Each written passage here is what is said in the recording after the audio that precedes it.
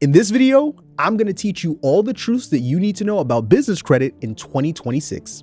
Let's begin. All right, family, let's jump right into the mustard. I got a couple of different truths that I'm going to uncover for you guys here. And my goal for this video is pretty much to give you everything that you need to know to make getting access to capital for you and for your business easier than it's ever been. And it starts with truth number one, that there are only two ways, as of 2026, there are only two ways for you to fund a business. Now, most people misunderstand how business funding works primarily because they hear all this different misinformation that's spread across social media. But speaking for myself and the countless other contemporaries that I have in the space, as of right now, there are only two ways to get funding, which is number one, you either need to have good personal credit, or number two, you need to have a business that generates consistent revenue, point blank period.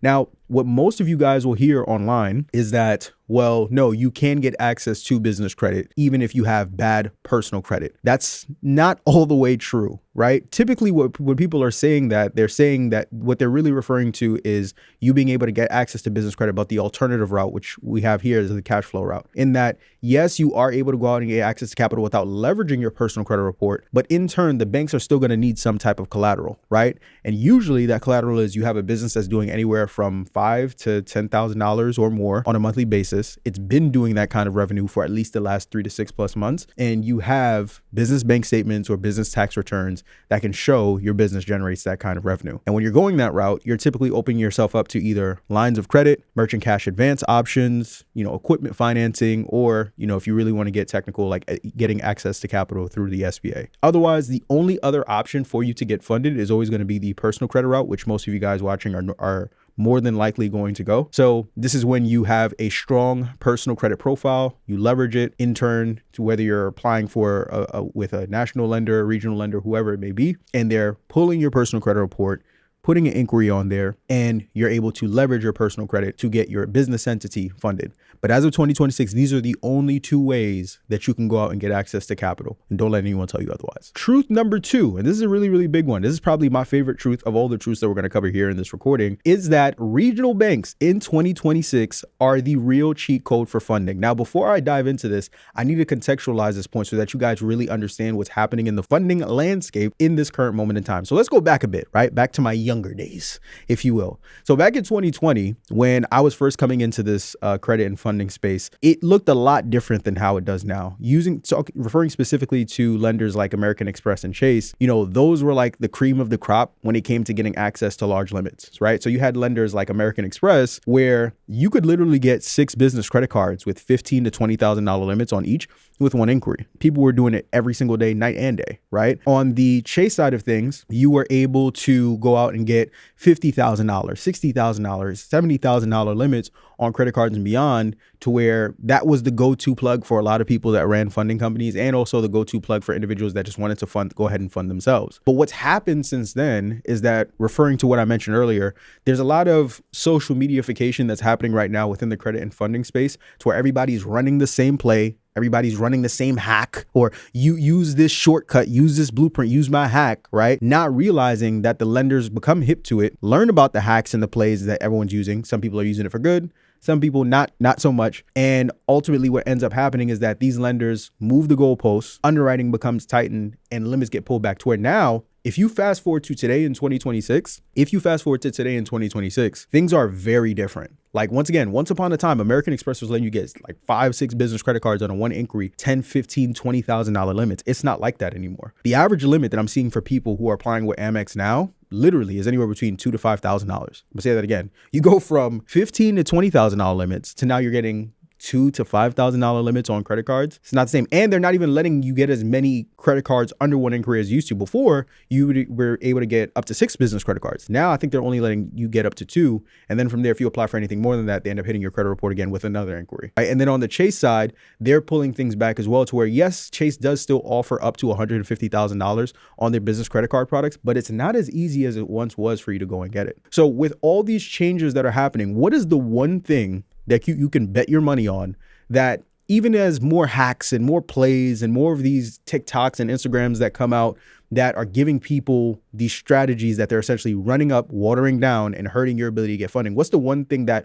will stand the test of time despite all the things that are happening right now in this social media landscape? That's regional banks. And I'm going to explain why. Reason why regional banks are the number one way for you to win in funding now, but then also in the long term is because regional banks have less exposure because they're only available to people who are in your backyard, right? In your city of wherever you're based at. As a result, because they're more regional, there's going to be less content that's being put out there about individuals running plays, right? And they emphasize the importance of you building relationships with them because they know they're in competition with Chase, with American Express, with Wells Fargo, and with Bank of America.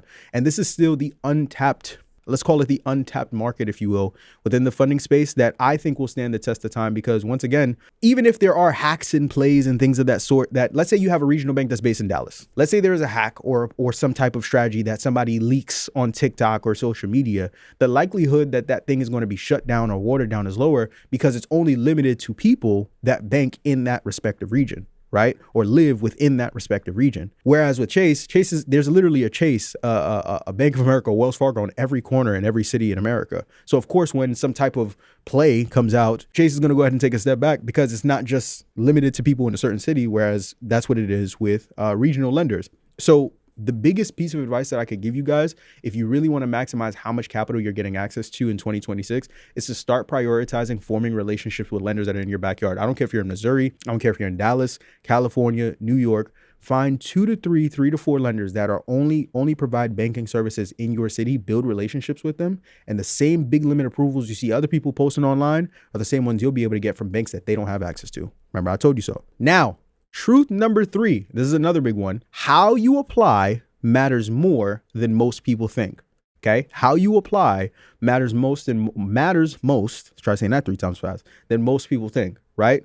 So this is super important because I'll go back once again to the old age, the Stone Age, 2020, right? The COVID era. In terms of what I heard when I was coming to space, which I think there's still some information like this that's being floated around. But what I was told when I came into space was if you want high limit approvals on business credit cards, you need to stay up till 2:45, 3:27, 5:14 in the morning when a computer is going to be approving you and it's not going to be an actual physical human looking at your application. And that's going to be the difference between you getting a $5,000 approval and a $20,000 approval and beyond, right? That's what we were taught. I'm here to tell you right now that if you really want to see a difference and when you're applying, you do not need to be staying up past the wee hours of the night praying that, you know, you get a computer that's looking at your application versus an actual banking underwriter. The real difference is not what time you apply online, it's where you're applying. In that category, there's only 2 options. Either you're applying online or you're applying in branch in person. And I'm here to tell you, if you want to change or improve the kind of limits that you're getting approved for, the name of the game is applying in branch. So when you apply online, what happens? Everything is fully automated. You don't have anyone to advocate for you. A lot of times, more often than not, even if your credit is pristine and everything else is set up, you usually don't get an approval right then and there, especially for business credit products. Usually they say like, hey, we're going to go ahead. We received your application. We're going to take some time to review it and then get back to you, which is the worst thing, right? And in turn, you go through that entire process just to go and get approved for smaller limits. But when you apply in branch, your application is submitted by a business banker through their banking system setup, right? You got to think it's very different than when you're submitting an application from your home computer versus when an actual relationship manager in branch is submitting one that goes directly to the underwriter. That's why 99% of the time, at least from my experience, whenever I've sat down with relationship managers in branch, I always get a decision right then and there. It's never, hey, Mr. Francois, you have to come back 2 to 3 to 4 days from now. We'll let you know. Like, no, the second they submit the application, you second get approval. Because once again, it's coming directly from a business relationship manager versus coming from you while you were, in the crib behind your MacBook, submitting the application at 2 o'clock, 3 o'clock in the morning. So you're getting same day decisions. You have somebody that's communicating directly with these underwriters. And in turn, all those things work together for your benefit to ensure that you're in a position to get higher approvals. Now, does this guarantee higher approvals? No, because there are a lot of other variables that go into it, which we'll talk about in some of the other truths. But what this definitely does do is once again, improve your chances of getting the approvals that you're looking for. So please don't forget that. Truth number 4, a good credit profile alone does not get you high limits. I'm gonna say that one more time. A good credit profile alone does not get you high limits. Now, what do I mean by that? And for a lot of people, you may hear me say that and think to yourself, Marvin, you're a hypocrite. You a lie from the bottom of the sky, my guy. You've been telling us all these years that credit score doesn't matter and it's all about the profile. Now in 2026, you're telling us it's not even about the profile. What is it about? What's the next slide you're going to tell me about? I need you to listen and understand something. Remember, when you are applying for business funding, contrary to popular belief amongst a lot of you guys that are watching, it's never just one factor. There are several, variables that play a role in your ability to get access to capital. And yes, the structure of your credit profile is uberly important. But what's just as, if not even more important, is something that is called comparable credit. Okay, something that's called comparable credit. So I'll give you guys an example. A very good example. Well, first, let me explain what comparable credit is. So comparable credit is when a lender on the business side is looking at the size of the limits that you have on the personal side to help make a decision on not just if they're going to approve you, but how much they approve you for. So let's take two examples.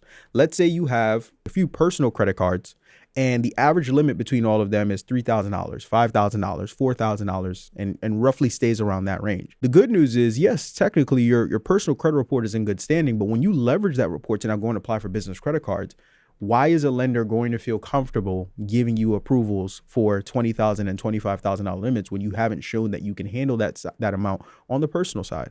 Versus if you're coming to a lender on the business side and you have $8,000, $9,000, $10,000 limits on your personal credit card, it now increases your chances of the size of the limits that you can get on the business side because you've shown that you can handle limits that are a little bit larger. And in turn, the lenders on the business side are going to feel a lot more confident. I say this all the time ad nauseum on these videos. Banks are in the business of loaning money. But although they are in the business of loaning money, a bank's number one priority is to mitigate risk and liability. So a bank is not going to hand out $50,000 willy-nilly to somebody who's never shown that they can handle $15,000, $10,000, $12,000. They need to be able to vet you periodically. And you help them in doing that when you have larger limits on the personal side, right? So what I would tell you as it pertains to the personal side, before you start applying for business credit, see if you could speak to every lender that you have with your personal credit cards and try and get your limits on the personal side. You don't have to get them as high as possible, but try and get them at least to that $10,000 range, because once you're set there, it makes it that much easier for you to go out and get sizable limits on the business side. Very important. Truth number 5, relationships matter more than building business credit. Relationships matter more than building business credit. And one theme you guys will notice through this video is we're really taking time to demystify a lot of myths that exist out there that a lot of you guys have been following that have been keeping you from getting access to capital and you don't even know it. So hopefully this is extremely helpful. But this is probably, this is another big one that a lot of you guys are struggling with or that may be dealing with right now. So one big myth that I heard when I was first coming in that I still surprisingly in 2026 hear now is you need to build business credit, right? So when we talk about the building business credit, net 30 myth, if you will. What have most of you guys been taught? You're going to open vendor accounts, right? With Quill, Granger, and Uline. You're going to buy supplies. You're going to build your paydex score to 80 or more, and then you can go and get funded. But the reality is most of y'all have spent thousands of dollars on pencils, papers, printers, manila folders. There's somebody watching this right now with 18 reams of paper in their son's bedroom because they were trying to build some business credit to get funded. Shame on you. You just spent thousands of dollars that you could have used instead. And I don't want to say shame on you because you didn't know, but now you're learning. You could have taken that same money to build a relationship with a bank, okay, and build a deposit relationship, okay? So instead of taking your money and dumping it into Quote, dumping it into Granger, dumping it into Uline, those thousands of dollars could have been used to open 2 to 3, 3 to 4 business checkings account with lenders, preferably regional lenders, that you can go out and get access to, letting those sit for 3 to 6 months, and then from there circling back. If your personal credit is good and you follow that step, you're in a much better position to get approved for business credit compared to somebody that took all their money and poured it into vendor accounts. Listen to me. Me and my team speak with relationship managers in banks all across the country, literally every single day. I have never heard a business banker not once mention a net 30 account, not once mention a paydex score, ever. The primary things that they talk about is what your personal credit look like and what does your relationship look like with other lenders that you've borrowed from, and if you already have a relationship with us, what does your relationship with us look like? That is it. All the other stuff, and of course they talk about making sure your business is properly structured and industry and things like that, but like the top 2 things that we normally spend most time talking about is the relationship side of things. So instead of taking your resources and dumping them into these net 30 accounts that actually don't move the needle, put it into things that do, i.e. building relationships with banks. So as we close, if you ever see value from this video and you want help building your personal credit profile, you want help structuring your business correctly, you want help creating a funding strategy that not only gets you approved, but gets you approved for high limits, I want you to click the link in the description below and check out my mentorship program, Takeoff University. I won't spend too much time talking about it on this video, but the link in the description will tell you everything you need to know about how I'm helping entrepreneurs just like you get approvals and overcome myths like the one that we talked about in this video. But as always, family, I'm Marvin Francois, and until next time, peace.